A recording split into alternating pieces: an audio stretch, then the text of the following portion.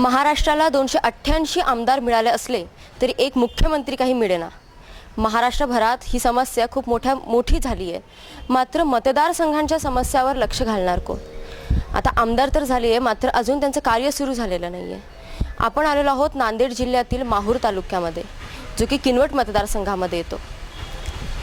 इथे काय समस्या उद्भवतात जनतेला, नागरिकांना, ते आपण जाणून घेण्याचा प्रयत्न करणार आहोत। या आधीही विदर्भ न्यूजने प्रेक्षकांना अनेक मतदारसंघापर्यंत पोहोचवलं, तिथल्या समस्या मांडल्या आणि तेच कार्य आपण अविरतपणे सुरू ठेवणार आहोत। आजही आपण आलेलो आहोत माहूरमध्ये।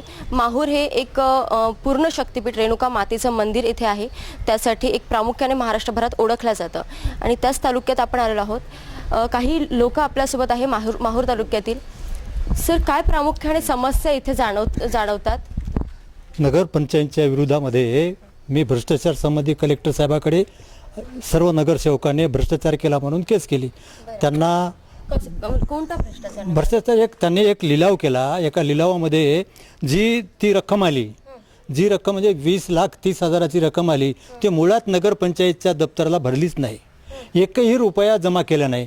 त्यामुळं मी जिल्हा कलेक्टरकडे साहेबाकडे एक केस दाखल केली। त्याच्यामध्ये सर्व अपात्र केले आणि शासकीय जे अधिकारी होते, मुख्य अधिकारी आणि अधीक्षक, यांना सुद्धा शासनानं दोषी ठरवलेलं आहे। त्यामुळं मी हायकोर्टामध्ये त्यांनी एक अपील केलं, त्यांना एक चान्स मिळाला की तोपर्यंत बाबा तुम्ही काम करा म्हणून, पण आता हायकोर्टामध्ये केस आहे। त्याच्यानंतर परवा काय झालं, मुख्य अधिकाऱ्याने एक निविदा सादर केली 7.5 कोटीची। त्या 7.5 कोटीची निविदा सादर केल्यानंतर त्या नगरपंचायतच्याच एका सेविकेने एक भ्रष्टाचार ते उघडकीस आणला। त्यामुळं मी ती केस दाखल केली आणि आता जे मी आत्मदहनचा कार्यक्रम ठेवलेला आहे, शासनाकडे 2 महिने अगोदर सर्व निवेदनं पाठवली, परंतु शासनानं आतापर्यंत मला एकही पत्र आलेलं नाही किंवा कोणतीही दखल घेतली नाही। त्याच्यामुळं माझं 11 तारखेला उपोषण म्हणजे आत्मदहन होणार आहे। ते आत्मदहन मी कायम केलेलं आहे। त्याच्यानंतर मला एकही पत्र नगरपंचायतनं सुद्धा लिहिलं नाही। मी नगरपंचायतच्या सर्व नगरसेवकाला विनंती केली की बाबा तुम्ही त्याच्यामध्ये ठराव घ्या आणि त्या ठरावाआधारे तुम्ही कोण दोषी, कोण काय रेकॉर्ड असेल त्यांना मला विचारा, मी माझं म्हणणं सादर करीन, तुम्ही तुमचा ठराव घ्या। पण नगरपंचायतच्या नगरसेवकाने त्याच्याकडे पाठ फिरवली। मतदारसंघावर आत्मदहनाची वेळ येते, काय कारण सांगा?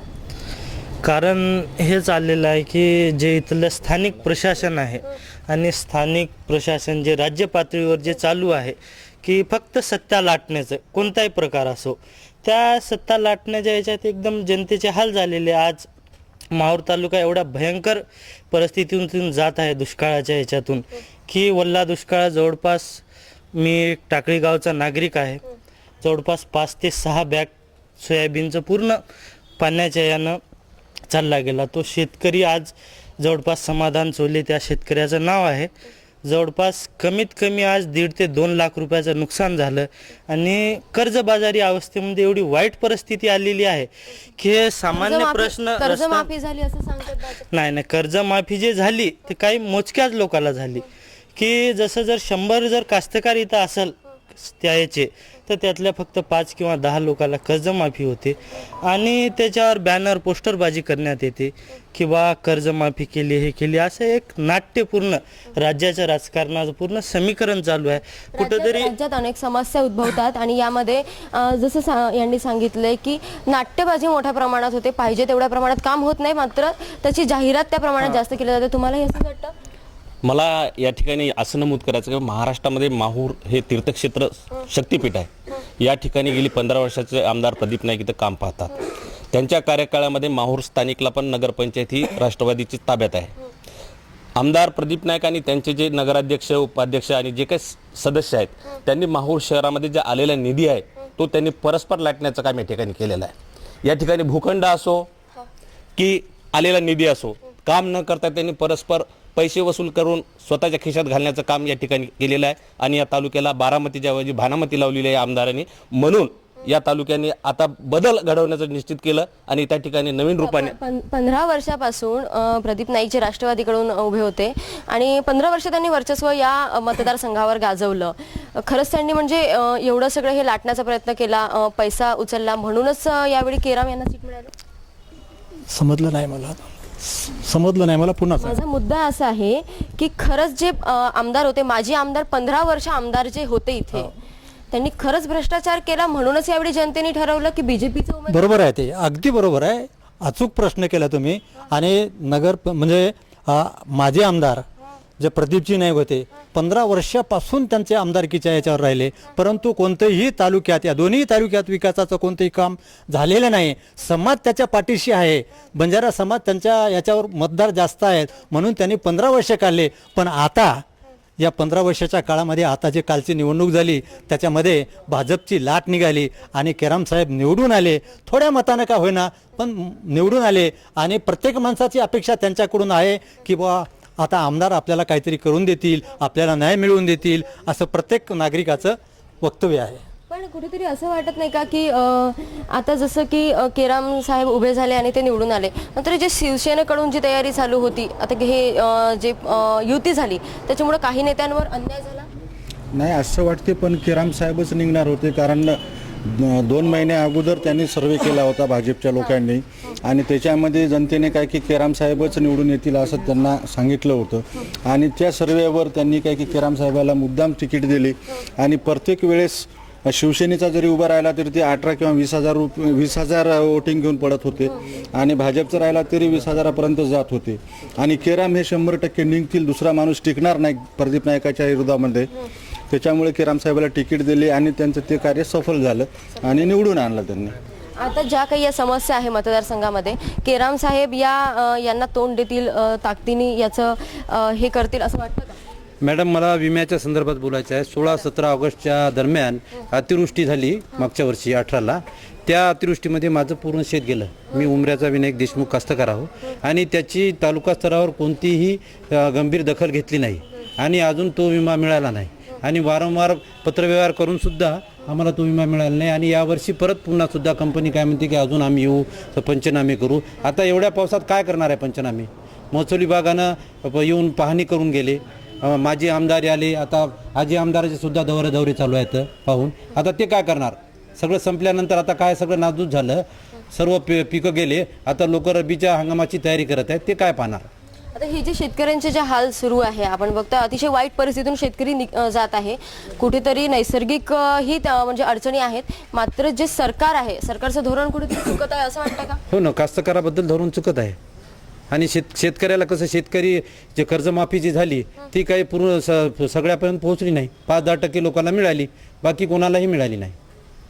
तुम्ही काय सांगा? हां मॅडम, सुरुवातीपासून सांगतो, शेतकऱ्याच्या प्रश्नाबद्दल सरकार होतं ते अनविज्ञच होतं.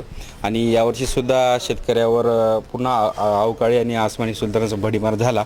तर पिके सर्व अवकाळी आणि अतिवृष्टी पावसामुळे पूर्ण जमीनदोस्त झाली आणि पिकं खरीप हंगामसुद्धा वाया गेला. याची आज सरकार दरबारी, महसूल असो, कृषी आयुक्त याची दरबारी नोंदसुद्धा आहे. पण ही पीक विमा कंपनी सरकारला घाबरत नाही किंवा शेतकऱ्याला घाबरते नाही, हा प्रश्न द्विधा मनस्थितीतच आहे. पण आज 2018चा खरीप पीक विमासुद्धा आमच्या माहूर तालुक्याला सुद्धा किंवा राज्यातसुद्धा मिळालेला नाही.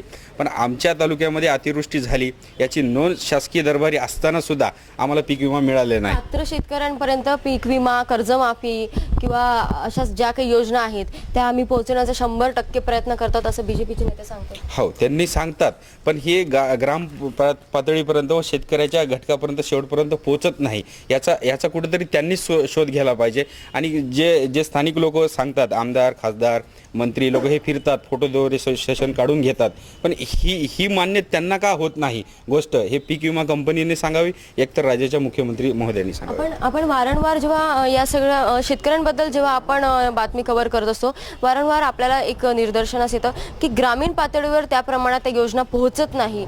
आता जसं यांनी सांगितलं त्याप्रमाणे सरकारला माहीत असूनही ते म्हणजे झोपल्याचं सोंग करतायत का? सरकार झोपल्याचं सोंग जरी करत नसेल तरी पण कुठेतरी प्रशासनामधली जी एक साखळी आहे ती कुठेतरी कमकुवत असल्याचं भासवतं या दृष्टीनं. कारण शासन जरी त्यांना आदेश देत असतील पण प्रशासनामधले जे अधिकारी आहेत ते काम करायला इच्छुक नाही आहेत. त्यामुळं प्रशासन मग या अधिकाऱ्यांवर वचक राहिला नाहीये का सरकारचा? अर्थातच असं जाणवतच ना. शेतकऱ्याच्या बाबतीत जेव्हा पीक विम्याचा प्रश्न असेल, कर्जमाफीचा विषय असेल, तो तर त्यांच्यापर्यंत पोहोचायलाच पाहिजे. आज शेतकरी हा आत्महत्या करण्याच्या मार्गावर आहे. बऱ्याचशा प्रमाणात आत्महत्या झालेल्या आहेत. शासन दरबारी सुद्धा याची नोंद आहे.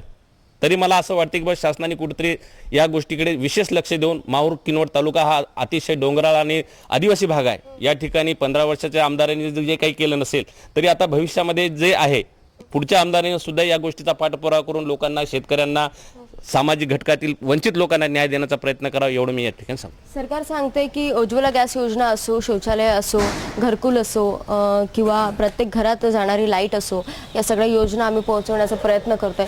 तुमच्यापर्यंत आले या सगळ्या योजना? हा आले आहे, पण काही लोकांना ते परवडत नाही, त्याचे भाव रेट जास्त आहेत. काय नाही परवडत नेमकं? उज्ज्वला गॅसची उज्ज्वला गॅस योजना कशा काय परवडत नाही? त्याला त्या गॅसची सिलेंडरची संख्या जास्त आहे, म्हणजे रक्कम घेते वेळेची 920 यामध्ये रुपयाला. असा कोणता फायदा पाहिलाय ग्रामीण पातळीवर सरकारने ही योजना राबवली? त्यांनी राबवतात ते त्यांच्या दृष्टिकोनातून ती महत्त्वाची आहे, पण आज ग्रामीण आमच्या लाभार्थ्यापर्यंत ती महत्त्वाची नाही असं आम्हाला वाटते. कारण की प्रत्येक गृहिणीकडून असं सांगितलं जातं की आज गॅसची जी किंमत आहे ती न परवडणारी आहे. घेणाऱ्यामध्ये लाभ घेण्यापासून लक्षांकापर्यंत ती योजना पोहोचली, पण आज त्याची जी पुनर्विजन लागते ती त्या गॅसच्या सबसिडीमधून होत नाही. तुमच्याकडे सौर ऊर्जेचा कुठेतरी मोठ्या प्रमाणात प्रॉब्लेम? अजिबात नाही, कुठेच नाही. सौर ऊर्जेचं जे इथे काम झालेलं आहे ते अतिशय निकृष्ट दर्जाचं काम झालेलं आहे असं आपल्याला आत्ताच थोड्या वेळ आधी माहिती मिळाली आहे. आम्ही यावर माहिती पण घेतली आहे, अधिकाऱ्यांशी पण बोलणं झालं. त्यावर तुम्हाला काय वाटतं? की आजपर्यंत तरी मॅडम सौर ऊर्जेचा तर भ्रष्टाचार झालेलाच आहे. या ठिकाणी नगरोत्थान योजनेमध्ये बौद्धभूमी परिसरामध्ये जो निधी वापरला खेळणे बसवण्याचा, तो सुद्धा आज त्या ठिकाणी तुम्ही प्रत्यक्ष जर जाऊन पाहिले तर त्या ठिकाणी कुठल्याही प्रकारची खेळणी नाही कुठे बस बौद्धभूमी परिसरामध्ये. आणि त्या ठिकाणी आता नवीन निधी होता तो? 19 लक्ष रुपयाचा तो निधी होता, त्याच्यावर जे 16 लक्ष रुपये खर्च दाखवलेला आहे. आणि आज तुम्ही तिथं प्रत्यक्ष जर पाहणी केली तर तिथे एकही खेळणी उपलब्ध नाही. तो भ्रष्टाचार खेळणे तिथे बसवलेले होते काही प्रमाणात बसवले होते, पण आज ते खेळणी नाही आहे त्या ठिकाणी. आता त्याचं कारण मुख्याधिकारी नगरपंचायत हेच सांगू शकतात, ही खेळणी कुठे गेलीत. तक्रारी पण झाल्या, पाठपुरावा पण झाला, जिल्हाधिकारी स्तरावर प्रकरण चालू आहे, लोकशाही दिनात प्रकरण गेलेलं आहे, लोक आत्मदानापर्यंत पोहोचत आहेत. या ठिकाणचं प्रशासन सुद्धा कुठल्याही प्रकारची ऍक्शन घ्यायला तयार नाहीत. सौर ऊर्जेचं काय विषय? सौर ऊर्जेतच काही प्रमाणात बसवले, काही प्रमाणात आणखी बसवलेच नाही, ते फक्त बिलच उचलून घेत. इथल्या जनतेने सरळ असा आरोप केलेला आहे की यामध्ये भ्रष्टाचार झालेला आहे. स्वतः नगरसेवकांनी या ठिकाणी तक्रारी केल्या आहे. माझे नगराध्यक्ष असतील, नगरसेवक असतील, यांच्या लेटर पॅडवर स्वतः तक्रारी आहेत, पण त्याची सुद्धा कोणी प्रशासनाने दखल घेतली नाही. म्हणजे एकत्रित लहान खेळण्यांपासून असो, सौर ऊर्जेच्या योजनांपासून असो, एवढ्या मोठ्या प्रमाणात भ्रष्टाचार अजूनही चालूच आहे. मोदी सरकार जरी सांगतायत की भ्रष्टाचार संपलेला आहे, ना मैं खाऊंगा ना किसी को खाने दूंगा, पण मोदी साहेब खाणं अजून सुरूच आहे. अजून काय समस्या आहे? अजून एक समस्या, सगळ्यात मेन मुद्दा आहे की मॅडम, या तालुक्यात जे शेतकऱ्याचा प्रश्न आहे, आज रोजी जे तालुक्यात आज एक वल्ल्या दुष्काळाची जे समस्या भोवली. मी एक आत्महत्याग्रस्त कुटुंबातून येतो आणि जे समस्या गेल्या वर्षी शासनानं अनुदानाची म्हणजे घोषणाबाजी केली, सर्व केले. गेल्या वर्षी जे चेक समजा आमच्या इथं आता नाबार्डची जे मध्यवर्ती बँक आहे, जिल्हा मध्यवर्ती, गेल्या वर्षीचं अनुदान आज रोजी पण वाटण्यात आलेलं नाही. यासाठी प्रश्न निर्माण होतो की सदर माहूरचे जे स्थानिक तहसीलदार साहेब आहे, जिल्हाधिकारी साहेब आहे, तर यांनी केवळ याच शेतकऱ्यांना भेटायचं, सातवंदन करायचं आणि चाललं जायचं. याच प्रश्नावर आमची चूल पेटणार आहे का? किंवा सातवंदन केल्याने आणि गेल्याने आज जवळपास 1 वर्षाचा कालावधी उलटला. गेल्या वर्षी जुलै महिन्यात पाऊस आला. पाऊस आल्याच्या नंतर जे अनुदान शासनानं मंजूर केलं शेतकऱ्याला, जे आर्थिक मदत, ते आजपर्यंत एकाही शेतकऱ्याला भेटलेली नाही आहे. इथं जेवढेही शेतकरी असेल तेच प्रश्न आहे की दरवेळेस तुम्ही जायचं शेतकऱ्याच्या बांधावर, पंचनामा करायचा शासनानं, शेतकऱ्याच्या गळ्यात गळा घालून त्यांचं आर्थिक याच्यात आम्ही सोबत आहोत म्हणायचं. केवळ तुम्ही सातवंदन केल्यानं आमची चूल पेटणार नाही. आज माहूर तालुक्यात बऱ्याच प्रमाणात आत्महत्याचं प्रमाण वाढलं. माहूर किनवट जे मतदारसंघ आहे, हे आता स्थानिक आमदार भीमरावजी केराम निवडून आले, परंतु आजपर्यंत जे बॅनरबाजी चालू आहे, मागच्याही काळात जे आघाडीचं सरकार होतं हेच नाट्य चाललं. आज सरकार बदललं लोकांना की हे मालक बरोबर नाही, आपण दुसरीकडे जाऊन बघू, अशी जे परिस्थिती झाली. तरी प्रश्न तेच आहे, जसं रोजगार हमीच्या माध्यमातून बघतो की दरवर्षी वृक्षारोपण खड्डा तोच. ते प्रश्न आम्हाला शेतकऱ्याला पडला की आज जगायचं कसं. मला अजून कर्जमाफीचा काही लाभ मिळालेला नाही. जवळपास कर्जमाफीला बँकेने मला नोटीस पाठवली की वरची रक्कम तुम्ही भरणा करा. सतत संकटावर संकट चालू आहे आणि मी विशेषतः आत्महत्याग्रस्त कुटुंबातला व्यक्ती आहे. किती कर्ज आहे? एकूण माझ्यावर 3,45,000 कर्ज आहे. तर मला 1.5 लाखाची माफी बसेल म्हणून पत्र पाठवलं वरचं जे बँकेने. 1.5 लाख ते भरा. तर माझी आज रोजी खायचीच ऐपत नाही तर मी ते भरू म्हणजे कुठून? आपण असं एक इथे असं समजू शकतो गंभीर की प्रश्न म्हणजे यांच्यावर 3-3.5 लाख कर्ज आहे. 1.5 लाख यांचं माफ होणार आहे. वरचे जे पैसे आहे यांना भरायचे आहे. म्हणजे एकंदरीत ही कर्जमाफी चालली आहे की शेतकऱ्याकडून वसुली चालली आहे, हा प्रश्न अजूनही तिथेच आहे. या माहूर तालुक्यामध्ये जर आपण पाहिलं तर जसं की मी सांगितलं, शक्तिपीठ आहे, एक पूर्ण शक्तिपीठ आहे, रेणुका मातेचं मंदिर. आणि त्यासाठी महाराष्ट्रभरातूनच नव्हे तर देशभरातून भाविक भक्त येत असतात आणि इथे मोठमोठ्या प्रमाणात गेस्ट हाऊस आहेत. तर आपण म्हणजे मला हे सांगा की गेस्ट हाऊसचे इथे जे मर्यादा आहे ते 2 मजलीची असं आम्हाला समजलं आणि त्याच्यावर जर असलं तर अग्निशमन दल ते आग विझवू शकत नाही. नाही, अग्निशमन दल आहे, 2 मजलीच्या वरची पण आग विझू शकते, पण ती जागा किंवा आग लागलेल्या ठिकाणी मोकळ्या ठिकाणी असलं पाहिजे, विझू शकते. पण जी मर्यादा आहे अग्निशमन दलाची ती 2 मजली. 2 मजलीचीच आहे. मग त्याच्यावर जेव्हा असं बांधलं जातं 3 मजली 4 मजली, मग याला काही परवानगी लागते की नाही? नाही, परवानगी लागते, परंतु इथं परवानगी नाही. मग हा भोंगळ कारभार कसा काय चालला आणि कोण जबाबदार आहे याला? याला नगर पंचायत जबाबदार आहे संपूर्णपणे. आणि इथं जे बिल्डिंग बांधकाम झाले आहे ते बहुतांश मोठ्या बिल्डिंगकडे परवानाच नाही, किंवा ती बिल्डिंग अनधिकृत जागेवर आहे, किंवा त्या जागेची मालकी दुसऱ्याकडे आहे. आता परवा एक प्रकरण निघालं माहूरमध्ये की राजे जसवंत सिंग यांच्या मालकीची जागा खूप मोठी आहे आणि लोकांनी ती विकून खाल्ली. आपण ज्या जागेवर उभे आहोत त्या वारसांचं असं म्हणणं आहे की ही पण जागा त्यांचीच आहे, परंतु इथं दुसऱ्यांनी विक्री करून खाल्ली. असा बराच इथं वाद झालेला आहे. आणि इथं बांधकाम जे झालेलं आहे ते नियम बाहेरच आहे, कारण रोडच्या मध्यापासून 50 फुटावर तुम्हाला कमर्शियल बांधकाम परवाना देता येत नाही कुठल्याच नियमानं. ती 124 फुटावर द्यावं लागते, 23-23.5 फुटावर द्यावं लागते. इथं 50 फुटावर, मध्यापासून 50 फुटावर कमर्शियल बांधकाम झालेलं आहे, ते 100% इलिगल आहे, त्याला वाद नाही. त्याला संपूर्ण नगरपालिका जबाबदार आहे. मला एक दुसऱ्या विषयावर बोलायचं आहे, महसूलच्या विषयावर बोलायचं आहे. गेल्या 3 वर्षापासून माहूर तालुक्याला लागून गेलेली जे पैनगंगा नदी आहे तर याच्यावर अधिकृतपणे शासनानं 8 वाळूघाट निर्माण केलेले आहेत. तर गेल्या 3 वर्षापासून पांढरकवडा वन विभागानं याचिका टाकल्यामुळं हे 8ही घाटाची हराशी बंद आहे. आणि त्या 8 घाटापासून प्रत्येक घाट 1 कोटीचा जायला पाहिजे. शासनाला प्रत्येक घाटावर 1 कोटी रुपये महसूल दरवर्षी मिळायला पाहिजे. 3 वर्षापासून जवळपास 24 कोटी रुपये महसूल शासनाला मिळालेला नाही. आणि हे 3 वर्षापासून वाळू तस्कर राजरोसपणे अनधिकृत घाट तयार करून किंवा अधिकृत घाटातून रात्री ट्रॅक्टरवरून वाळू वर आणतात नदीकाठावर आणि टिप्परद्वारे पूर्ण गावामध्ये विकतात. विधानसभा निवडणुकीच्या दिवशी, गेल्या विधानसभा निवडणुकीच्या दिवशी फक्त माहूर शहरामध्ये जवळपास 900 ब्रास वाळू तस्करांनी आणून टाकली. गोरगरिबांना 5,000-5,500 भावानं विकली. माहूर शहरामध्ये जवळपास 350च्या वर घरकुलाचे काम चालू आहे. मुख्याधिकाऱ्यांनी तहसीलदारांना पत्र दिलं की या घरकुलधारकांना कमी दरामध्ये शासनाच्या नियमानुसार वाळू उपलब्ध करून द्या, जे की जास्तीत जास्त 2,000 रुपये बरासने मिळायला पाहिजे. त्या अर्जाचा विचार न करता यांनी या वाळू तस्करांना मोकळीक दिली. त्यांनी 900 ब्रास एका रात्री टाकली आणि निवडणुकीच्या दिली म्हणजे नेमकं काय? मोकळीक दिली म्हणजे यांना रात्रीला जे वाहतूक चोरटी करतात वाळूची, त्यांना कोणी तलाठी अडवत नाही, पोलीस अडवत नाही किंवा वरिष्ठांचं कोणतं पथकसुद्धा येत नाही. काय कारण काय वाटतं याच्या मागे? याच्या मागं कारण असं आहे की इथले जे तहसीलदार होते ते रजेवर गेलेले आहेत. किनवटच्या नायब तहसीलदाराकडे याचा चार्ज आहे आणि ते म्हणतात की माझ्यानं हे काम होत नाही, माझ्यानं एवढं पूर्ण पाहणं होत नाही. मी किनवटला राहतो, अपडाऊन करतो, कर्मचारी माझे ऐकत नाही. याच्याबद्दलही परवा काही पेपरला बातम्या आलेल्या आहेत. तर जवळपास या 3 वर्षामध्ये 24 कोटी रुपयाची वाळू तस्करांनी चोरलेली आहे आणि शासनाकडून किंवा इथल्या तहसीलदाराकडून किंवा वरिष्ठ अधिकाऱ्याकडून कोणीही ती याचिका रद्द करून या घाटांची हराशी करण्यासाठी उत्सुक नाही.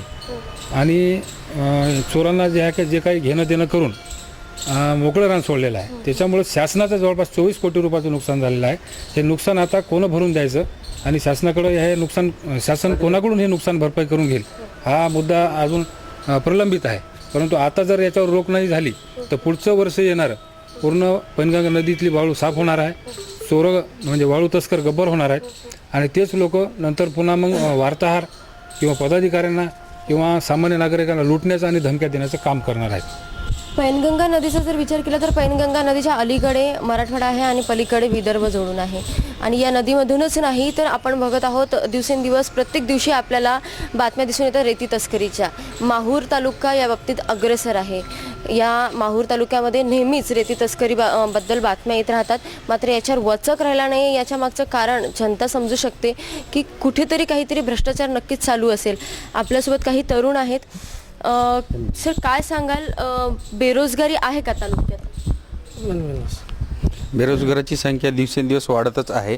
याचं कारण मुख्य आहे की शिक्षण व्यवस्था आणि पर्यायी व्यवस्था सरकारने जे केलेलं आहे आणि नोकर भरतीसुद्धा सरकारने थांबवलेली आहे. येत्या 5 वर्षामध्ये कुठलीही नोकर भरती विद्यमान सरकारने केलेली नाही. त्यामुळे बेरोजगाराची संख्या दिवसेंदिवस वाढतच चाललेली आहे. म्हणजे BJP सरकार म्हणजे रोजगाराच्या याच्यावर आलं होतं BJP सरकार निवडून, त्यांच्याकडून काही झालं नाही असं वाटत नाही? BJP सरकार निवडून येण्यामागची कारणं वेगळी आहेत आणि बेरोजगाराच्या प्रश्नावर निवडून जरी आली असेल पण बेरोजगारासाठी येत्या 5 वर्षामध्ये कोणताही ठोस निर्णय आणि नोकर भरती सुद्धा केलेली नाही. उद्योग वगैरे आहे? एकही उद्योग आलेला नाही 5 वर्षामध्ये. म्हणजे एकूणच सरकारी भरती तर झालेली नाहीच, उद्योगही इथे नाही आहेत. म्हणजे तरुणांनी कुठे भरकटायचं ते आता ज्याचं त्यांनी बघावं. पकोडे तळायचे, भजे तळायचे. अजून काय समस्या जाणवतात? मॅडम मी टाकळीचा, माझं नाव महेंद्र पंजाबराव घाळवट. रेती तस्कराबद्दल मला बोलायचं आहे 2 शब्द. खरं जर सांगायचं म्हटलं मॅडम, आज टाकळी येथे सर्वात जास्त हे रेती आहे. टाकळीतनी सर्वात जास्त हे रेती माफी आहे. खरं जर म्हटलं तर आज पण दळणवळण करतो जर म्हटलं टाकळी ते माहूर जातो म्हटलं तर आमची 4 व्हीलर गाडी जाऊ शकत नाही किंवा बाईक जाऊ शकत नाही किंवा मोटरसायकलसुद्धा जाऊ शकत नाही तिथून. आज तुम्ही जर तुमच्यावाली जर 4 व्हीलर जर नेली तर जाऊ शकत नाही. आज एवढी रोडचे एवढाले खड्डे पडले मॅडम की सांगता सोय नाही. रोडचं जर सांगता सोय नाही मॅडम. रोड तर खूप खड्डे पडले. गडकरी साहेब सांगतात की आम्ही राज्यभरात पूर्ण रस्ते केलेले आहेत तर हे आणि अजून चांगल्या जोमाने काम सुरू आहे.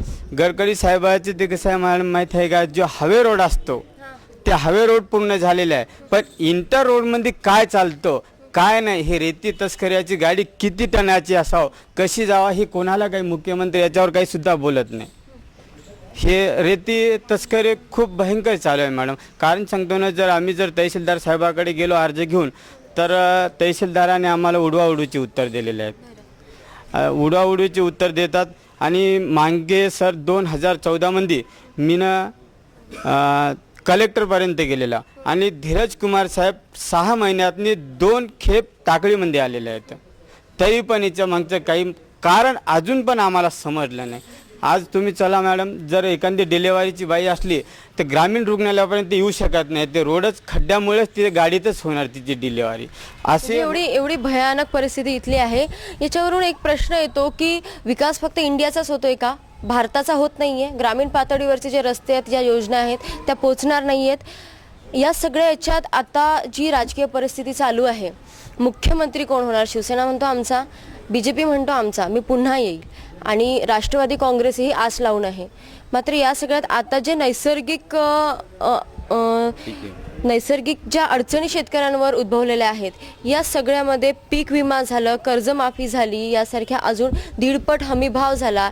या सगळ्या गोष्टी जर शेतकऱ्याला मिळाल्या असत्या तर कुठेतरी तो थोडा म्हणजे त्याला काहीतरी दिलासा मिळाला असता असं वाटत नाही? स्वामीनाथन आयोगाच्या शिफारशीनुसार केंद्रात आणि राज्यामध्ये शेतकऱ्याच्या शेतमालाला भाव देण्याचं या भाजप सरकारनं ठरवलं होतं आणि त्याच मुद्द्यावर यांनी निवडणुका लढवल्या. पण मात्र शेतकऱ्याच्या कोणत्याही प्रश्नाला यांनी अजूनही वाव दिलेला नाही. त्यामुळे दिवसेंदिवस शेतकऱ्याच्या प्रमाण आत्महत्येमध्ये वाढसुद्धा होत आहे आणि कोणत्याही हमी भावाला भावसुद्धा मिळालेला नाही.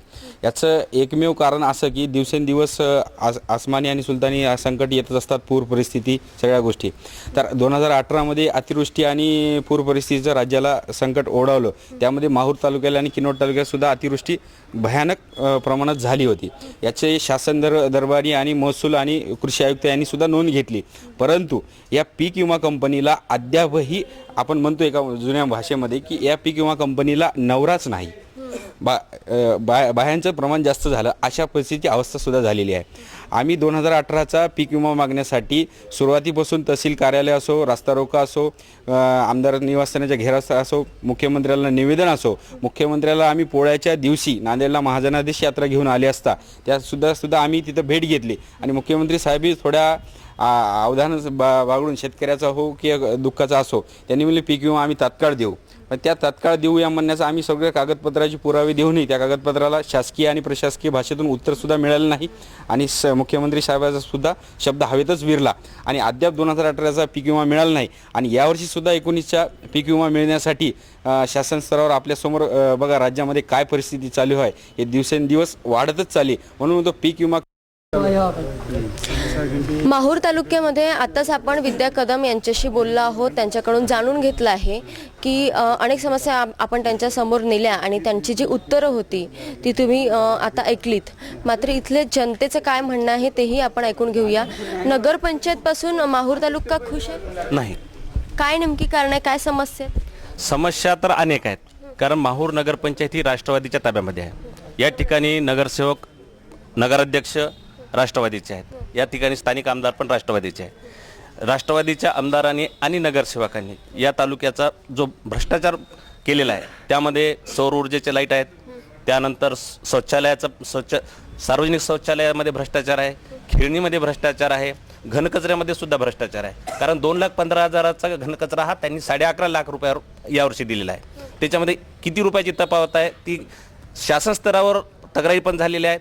ह्या सर्व बाबीच्या तक्रारी कलेक्टरकडे आहेत, मंत्रालय पण स्तरावर आहे.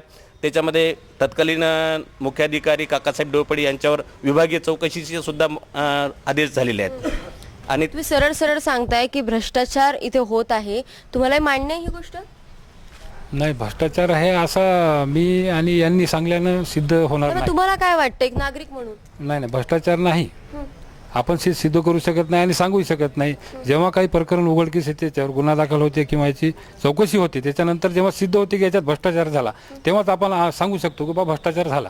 भ्रष्टाचार अजून सिद्ध झालेला नाहीये. यांनी मागील काळामध्ये जे दुकानाचे लिलाव केले त्यामध्ये 20,30,000 रुपयाचा अपार झाल्याचं याच्यामध्ये गुन्हा रजिस्टर्ड माहूर पोलीस स्टेशनला झालेला आहे. त्याच्यामध्ये त्याची चार्जशीट सुद्धा गेलेली आहे. आणि याच प्रकरणामध्ये जिल्हाधिकाऱ्यांनी या सर्व नगरसेवक जे आज हे नगरसेवक सांगत आहे यांना डिस्क्वालिफाय केलेलं आहे. त्याची नगर विकास खात्यामध्ये सुद्धा हिअरिंग झाली, त्या ठिकाणी सुद्धा यांना डिस्क्वालिफाय करण्यात आहे. सन्माननीय न्यायालयानं या प्रक्रियेला स्थगिती दिलेली आहे, स्टे दिलेला आहे. त्याच्यामुळं आम्ही डिस्क्वालिफाय झालो हे म्हणणं चुकीचं आहे. तर न्यायालयाचा निर्णय होईल की आम्ही दोषी आहोत किंवा नगरपंचायत दोषी आहे, त्यावेळेस आम्ही दोषी ठरू 100%. नगरपंचायतला मॅडम एवढं माहूर शहर आहे, इथे एवढी लोकसंख्या असताना 15 दिवसाला पाणी येते. पाण्याचा प्रश्न सॉल्व आहे, नदी वाहत आहे इथून जवळ, नदीचा प्रश्न, नदीहून पाणी येते. पण पाणी 15 दिवसाला, महिन्याला एकदा येते. नगरपंचायतचं हे कोणतं गोंधळ आहे हे काही समजत नाही. म्हणजे वॉटर सप्लाय सुरू असताना सुद्धा पाणी आज मावरलं नाही, विकत घ्यावं लागते टँकरला. गरिबाचा प्रश्न ते वेगळाच आहे. पाण्याचा प्रश्न एवढा मोठा गंभीर असताना आजच्या पावसाळ्यामध्ये आज हाहाकार माजला महाराष्ट्रामध्ये, पण माहूरला पाण्याचा प्रश्न एवढा मोठा गंभीर झाला की पाणी विकत घ्यावं लागते. सर इथे पाऊसही मोठ्या प्रमाणात येतो, जवळ नदी आहे, तरीही पाण्याचा प्रश्न उद्भवतो. माहूर शहरामध्ये 40 वर्ष आधीची नळ योजना कार्यरत होती, राईट. आणि आता शासनानं 11 कोटी 13 कोटीची जवळपास नवीन नळ योजना मंजूर केलेली आहे. त्याची पाईपलाईन टाकणं झालेलं आहे, टाक्याचं काम झालेलं आहे, उद्भव टाक्याचं काम झालेलं आहे, संपूर्ण काम वॉल फिटिंग सर्व झालेलं आहे. परंतु नवीन मोटारी बसण्यासाठी थोडासा विलंब होत आहे. कुठेतरी नियोजन होत नाही असं वाटत नाही? नाही नाही ऐका, आता ते नवीन मोटारी नसल्यामुळं जुन्या मोटारीद्वारे आम्ही माहूर शहरामध्ये पाणी ओढत आहोत पैनगंगा नदीवरून. आणि ते पाणी जुन्या मोटारीद्वारे कमी प्रमाणात येतं, त्याच्यामुळं 3 ते 4 दिवस आड पाणी आम्ही गावात शहरामध्ये सोडत आहोत. आणि ज्या दिवशी 1-1.5 महिन्यामध्ये, आता मॅडमनं सांगितलं असेल, 1-1.5 महिन्यात नवीन मोटारी जर आल्या तर दररोज आम्ही शहराला फिल्टरचा पाणी पुरवठा 100% करू शकतो. फिल्टरचा पाणी पुरवठा करू शकतो असं सांगितलं आहे. इथे एक जे खेळण्यासंदर्भात जे आपण म्हणतोय की एक मोठ्या प्रमाणात निधी आला होता, तिथे खेळणीही बांधल्या, म्हणजे खेळणीही तयार केली गेली होती. मात्र काही कारणानंतर पुन्हा ती खेळणी उठली आणि याच्याशीच रिलेटेड तक्रार या युवकाने केलेली आहे. काय सांगाल, काय तक्रार होती? नगरपालिकेने तब्बल आपल्या 17 लाखाची खेळणी बसवली. त्यामध्ये फार मोठा भ्रष्टाचार आहे आणि मी वारंवार कशावरून म्हणता तुम्ही भ्रष्टाचार आहे? कारण की ती खेळलीच नाही इथं, खेळणी बसवलीच नाही नगरपालिकेने. खेळणी बसवली पुन्हा अर्धवट बसवली नगरपालिकेने त्यांनी. पुन्हा मी चौकशीला हे पत्र दिलं मी माननीय कलेक्टर साहेबाला आणि पुन्हा कारवाईचं पत्र आलं नगरपालिकेला. नगरपालिकेने कोणतीही कारवाई केली नाही आणि मी आता पुन्हा मी आपल्या मॅडमकडे गेलो मी नगरपालिकेला आपल्या विचारण्यासाठी. त्यांनी फक्त करतो म्हणून सांगितलं, पुन्हा मला काम आहे अशी मला पुन्हा हे दिलं उत्तर आपले काय म्हणते उडवाडूची उत्तर दिली त्यांनी.